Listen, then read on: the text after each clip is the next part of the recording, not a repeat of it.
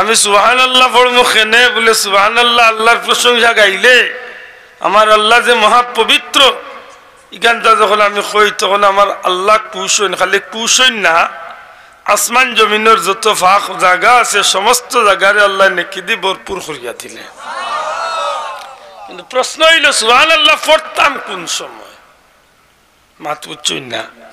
আলহামদুলিল্লাহ তো বুঝলাম, আল্লাহ শুক্রিয়া খাইয়া আল্লাহর নিয়ামত পাইয়া আল্লাহর নিয়ামত বুক করি আল্লাহর নিয়ামত খাইয়া আমরা শুক্রিয়া আদায় করি কই কিতা আলহামদুলিল্লাহ। ইনশাআল্লাহ কই কোন সময় বলে যে কোনো বালা কাজের উদ্দেশ্যে ওয়াদা দিলে মাথই না একটা শুভ কাজের উদ্দেশ্যে রওনা দিছি ওদের সফল হইতো ভাই সব কই যাই রে ভাই দোয়া করিও আমার ভাল লাগিয়ে গো বেটি দেখা যাই আর ইনশাআল্লাহ ওখান তো ওই জিত মাথই না ওলা না কথা।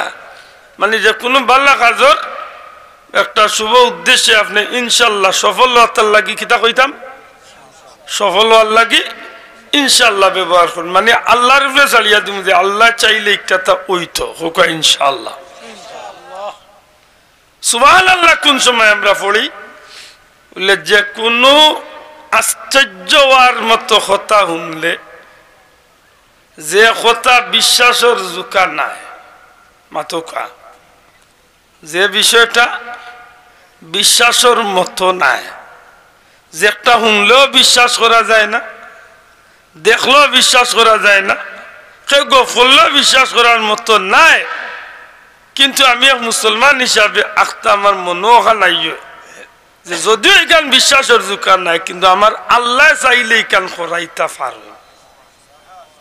মাতাল মনে হয় বুঝছেন না। একজন মানুষ আসমান তনে পড়ছে আত্মা সুস্থ রয়েছে বাল্লা রয়েছে এখান বিশ্বাসের জোকার নাই মাত্র এখান বিশ্বাসের ৩৬,০০০ ফিট ৩৮,০০০ ৪০,০০০ ফিট উপরে দিয়ে বিমান যায়। বাউজেন ডোমেস্টিক ফ্লাইট আপনার মাথার উপরে দিয়ে গেল একটু আগে ১২,০০০ ফিট উপরে দিয়ে গেছে। ১২,০০০ ফিট উপরে দিয়ে যে বিমানটা গেছে আমরা হিসাবে প্রায় ১২ মাইল উপরে দিয়ে যদি যায় ১২ মাইল উপরে তো একটা মানুষ যদি পড়ে আশা করি কক্ষা সুস্থ থাকার কথা বাঁচিয়া থাকার কথা। আচ্ছা বাঁচকও বললাম অন্তত তো আত্মা হইতা কিছু গুঁড়ো হয়ে যাবার কথা। আমরা বাহ্যিক দৃষ্টিকোণ এই বিষয়টা বিশ্বাসযোগ্য নয় যে ৩০,০০০ ফুট ৫০,০০০ ফুট উপরে তো একজন মানুষ সুস্থ থাকতো নাই, কিন্তু আল্লাহ চাইলে কেউরে আল্লাহ আসমান তো নেভালাইও সুস্থ রাখবার ক্ষমতা আল্লাহর মাতক আমার আল্লাহর।